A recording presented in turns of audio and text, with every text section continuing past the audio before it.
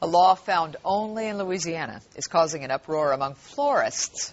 The law that is decades old says they must pass an exam to be licensed. Our David Spunt is live in the Garden District right now with a look at the fight for the power to work with flowers. Hi, Andre. It's affecting florists like this one, Harriman's on Government Street right here, and many around the state of Louisiana. And when you hear the law, you may need to hear it a second time. Today I talked to a floral family in Baton Rouge who's been hearing it for decades.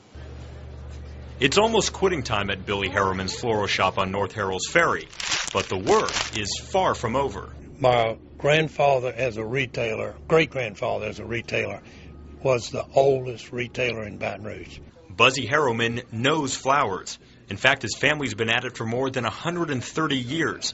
For many of those years, they've been fighting an expensive test required to become a certified florist. Our law is so goofy and just doesn't make any sense. I've never found a need for it personally. My dad never found a need for it. On Tuesday, a New Orleans floral shop filed a federal lawsuit against Louisiana Agriculture Commissioner Mike Strain and members of the State Horticulture Commission challenging the law.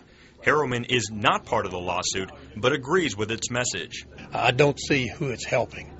You know, it doesn't help the consumer, and it's not helping florists or flower shops or anybody that sells flowers. Just to give you an example of how specific this law is, if you take a look at this plant right here, a plant like this could be sold in any store, but when you move over to this plant, you can see the bow right here. In order to have the bow on it, it needs to be sold in a store with a licensed florist who's passed the exam. To pass the exam, get ready to spend. According to the Department of Agriculture and Forestry, it's $50 for the written portion, $100 for the design portion, and costs $75 for a yearly renewal. As somebody who pays 3 renewals every year, I don't see what it's doing for me as a retailer. If these fees continue, where do you go?